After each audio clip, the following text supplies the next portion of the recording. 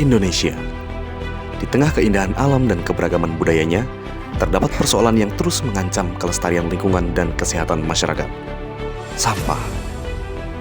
Di seluruh negeri, tumpukan sampah telah menjadi pemandangan yang umum, mempengaruhi kehidupan sehari-hari masyarakat, serta menyebabkan dampak negatif yang signifikan. Salah satunya di Kabupaten Ponorogo. Kabupaten yang terletak di Provinsi Jawa Timur ini mengalami masalah yang serius terkait dengan pengelolaan sampah. Seiring dengan pertumbuhan populasi dan aktivitas industri yang semakin meningkat, volume sampah di Kabupaten Ponorogo terus bertambah setiap tahunnya. Data dari Dinas Lingkungan Hidup Ponorogo telah melakukan prediksi perhitungan jumlah sampah tahun 2022 sampai tahun 2025. Di Kabupaten Ponorogo mengalami peningkatan dari 56.487,11 ton sampai 57.491,57 ton, sehingga peningkatan sampah di Ponorogo memiliki jumlah rata-rata 505.370,6 ton. Sebuah penelitian di tahun 2015 menyebut Indonesia sebagai negara kedua penghasil sampah plastik terbesar di dunia setelah Tiongkok. Tidak hanya berakhir di tempat pembuangan sampah, jutaan ton sampah dunia plastik di juga tahun 2050 setiap tahunnya di Bayangkan, Indonesia dan kemudian udara saja tidak orang. berpihak kepada kita. Suhu memanas ekstrim. Sebagian orang terpaksa mendekam setiap hari di ruang ber-AC dengan handuk basah menyeka wajah. Harinya Indonesia rata-rata kondisi TPA sampah di Dan Indonesia kita hanya dapat tertidur persoalan setiap yang sama. subuh karena cuma Sampah itu yang waktu yang cukup dan sejuk. membunuh. Sementara Di menurut luar data tembok Asosiasi rumah TPA kita, Sampah Indonesia, peningkatan dari suhu 100 toko menyebabkan retail dalam kekeringan setahun parah. Inilah sampah kita.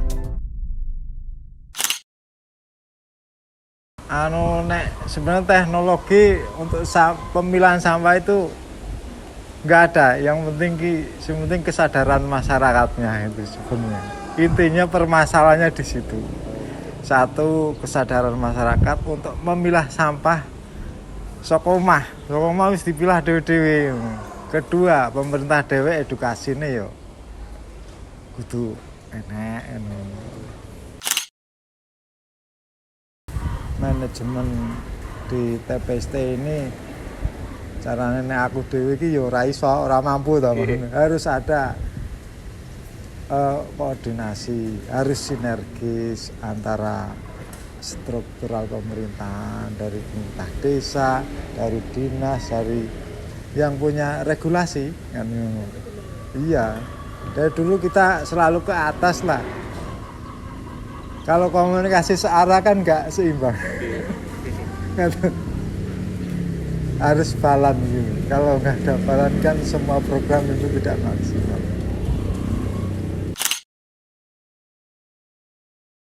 Kalau kendala pemilahan itu sebenarnya ya tidak maksimal.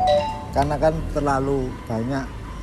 Ya nggak di sini, yang di TPS penampungan sampah sementara sama kendalanya. Memilahnya tidak maksimal. Karena nggak mungkin bisa 100% dipilah.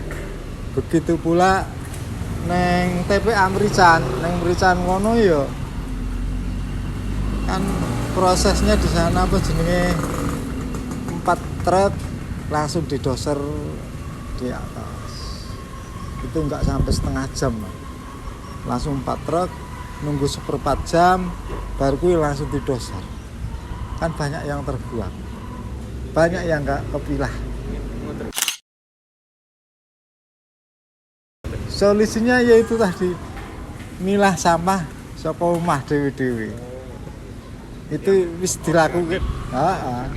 Malah organike kudune ning omah iki wis dipisah, wis ora usah digoreng. Kuwi studi banding mungkin yang Jogja, Cilegon sudah mulai seperti itu. Tingkat daur ulang di Kabupaten Ponorogo masih rendah. Hanya sekitar 11% dari total sampah yang dihasilkan. Selain itu, TPA Merican yang menjadi tempat pembuangan akhir sampah di Ponorogo telah mencapai kapasitas maksimalnya dan tidak lagi dapat menampung seluruh sampah yang dihasilkan oleh kabupaten ini. Hal ini menyebabkan sampah menumpuk di berbagai sudut kota.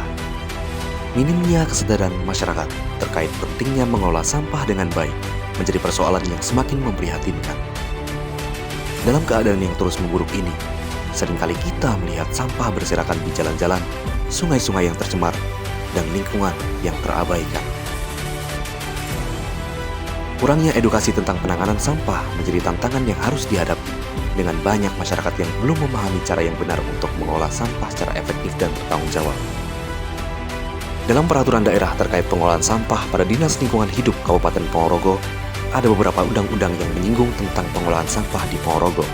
Salah satunya Undang-Undang Nomor 18 Tahun 2008 tentang pengolahan sampah, Lembaran Negara Republik Indonesia Tahun 2008 Nomor 69, tambahan Lembaran Negara Republik Indonesia Nomor 69.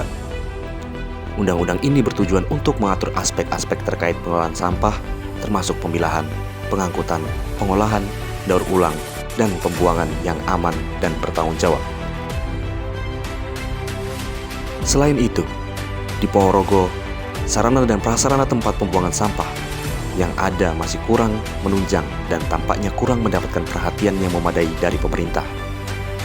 TPS yang ada seringkali terbatas dan tidak memadai untuk menampung jumlah sampah yang dihasilkan oleh masyarakat setiap harinya.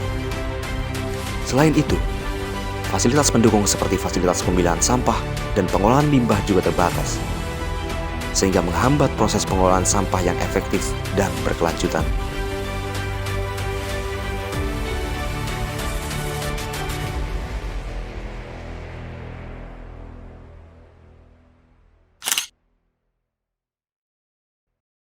Nanti ada yang ngambil, dibersihkan. Kita akan bayar setiap harinya 1.000. Kita tidak bisa memaksa karena untuk penegak peraturan itu kan bukan haknya DLH ya, itu kan ada di pihak lain. Jadi kita kalau untuk yang masyarakat yang masih sulit untuk masih ada yang belum melaksanakan atau mengelola sampah secara benar, itu kita hanya bisa melakukan sosialisasi aja.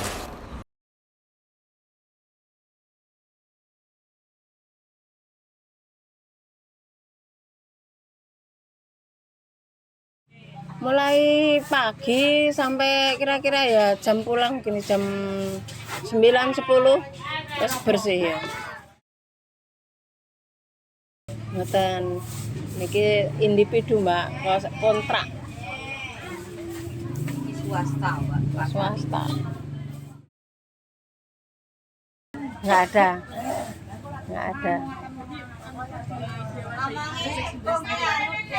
Nggak dikresek, dikelompok nih, mari nanti ada yang ngambil, dibersihkan. Kita akan bayar setiap harinya 1.000. Yo, jadi ada yang pembersihan sendiri lah. Soalnya kita bayar setiap harinya. Ya. Kalau sampah 1.000. Terus keamanan kayaknya berapa? Pokoknya setiap harinya itu 6.500 untuk saya. Karena lebih banyak, semakin banyak tempatnya, semakin ombol lebar ya semakin banyak juga beone istilahnya.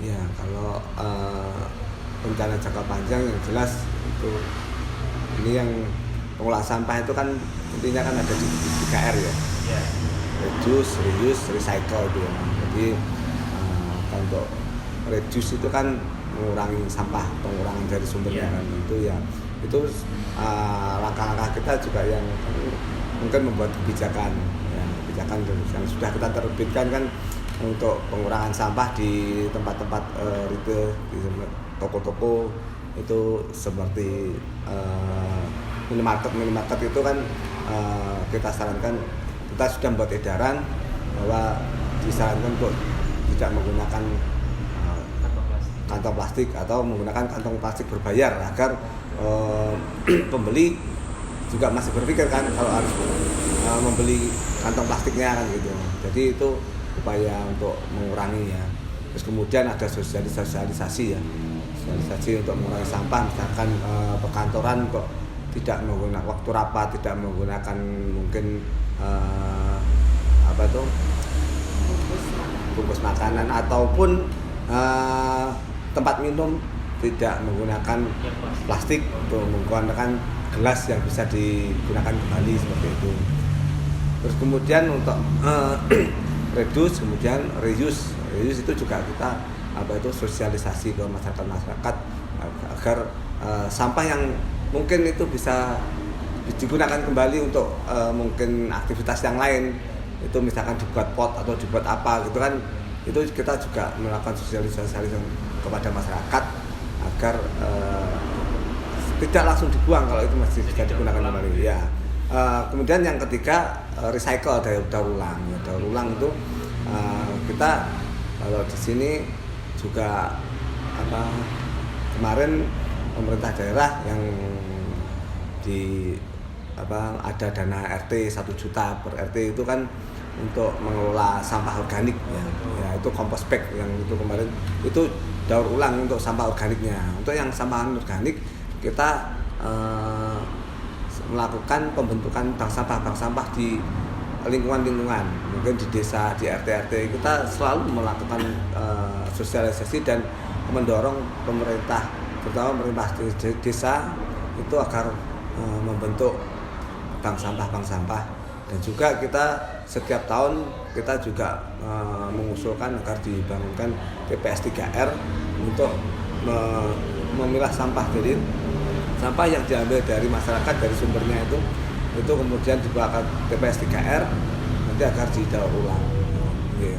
Jadi kita ke depan nanti target kita yang sampah yang dibawa ke TPA itu hanya sampah residu saja.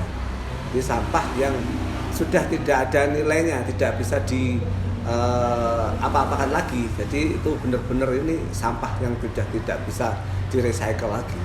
Itu jangka panjangnya seperti itu.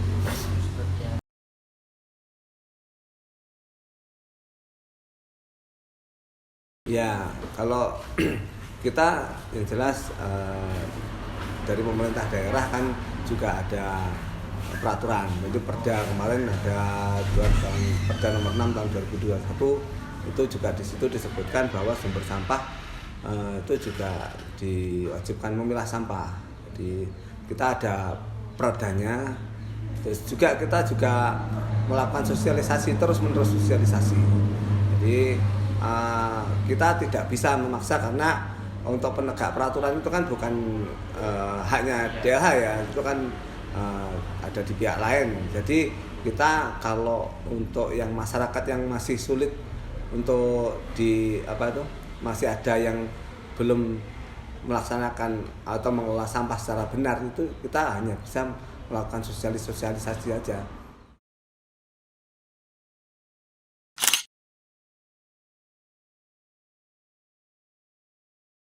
Jadi kemudian tantangan khusus, apakah ada tantangan khusus dalam memperjuangkan perbaikan pengelolaan sampah, Mas? Karena tadi katanya Mas Wahyu memang aspek-aspek yang memang harus di concern adalah perihal regulasi dari hulu ke hilir dan lain sebagainya. Kemudian kalau tantangan dalam kebijakan pengelolaan sampah itu sendiri bagaimana, Mas Wahyu? Apakah memang ada tantangan besar? Tantangan paling besar adalah kehendak politik dari pengambil kebijakan gitu. Karena soal pengelolaan sampah ini kan dibutuhkan keseriusan, punya roadmap-nya, punya langkah-langkah yang akan diambil dari jangka pendek maupun jangka panjang. Nah, sementara ini memang belum ada langkah-langkah yang menggambarkan ketersambungan antara langkah jangka pendek maupun jangka panjang. Rata-rata masih dalam jangka pendek, yaitu dengan menerapkan pengelolaan sampah untuk di tempat pembuangan akhir. Bahkan yang baru-baru ini mereka mendorong penanganan sampah ini, salah satunya solusinya adalah dengan cara dibuat energi, terutama pembangkit listrik tenaga sampah yang seperti ada di Surabaya. Kedua, dibuat seperti pelet ataupun kotak-kotak kecil terbuat dari sampah untuk jadi bahan bakar yang nanti akan dibakar bersama batu bara untuk PLTU. Nah, itu salah satu solusi yang ditawarkan. Tapi masalahnya adalah persoalan sampah ini kan bukan sekedar kita bicara soal individu, bukan sekedar kita bicara terkait dengan dibuat satu produk akhir gitu. Tapi penanganannya ya tadi disebutkan dari hulu dan ke hilir. Karena yang paling penting untuk persoalan sampah ini ya di level bawah gitu.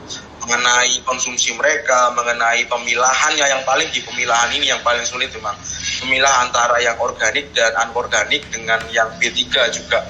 Nah, kalau pemilahan ini bisa berjalan dan pengelolaan baik di tingkat kelurahan ataupun desa dengan kecamatan ini baik, tentu bisa dikurangi sampah sampai dari level rumah tangga, meskipun belum hilang sepenuhnya, tapi paling nggak bisa dikurangi karena sampah organik ini bisa dikelola untuk kebutuhan lain seperti pupuk organik ataupun turunan-turunannya begitu. Kalau B3 harus penanganan khusus dan sampah akhir, nah itu dikirim ke tempat pembuangan akhir untuk dimusnahkan, posisinya seperti itu.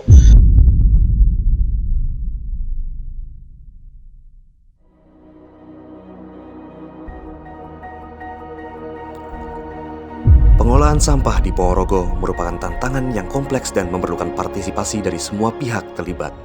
Untuk mengatasi permasalahan ini, kesadaran masyarakat perlu ditingkatkan melalui edukasi yang lebih intensif mengenai pentingnya pengolahan sampah yang baik.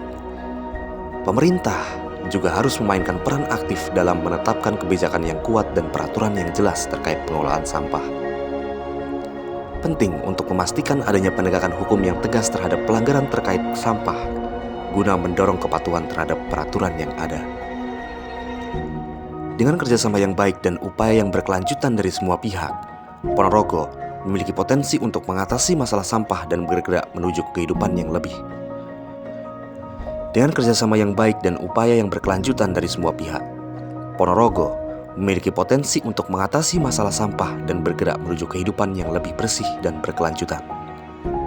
Dengan meningkatnya kesadaran masyarakat, peningkatan infrastruktur pengelolaan sampah yang memadai, serta peran aktif pemerintah dalam menetapkan kebijakan dan penegakan hukum, diharapkan Ponorogo dapat menjadi contoh bagi daerah lain dalam pengelolaan sampah yang efektif dan berkelanjutan.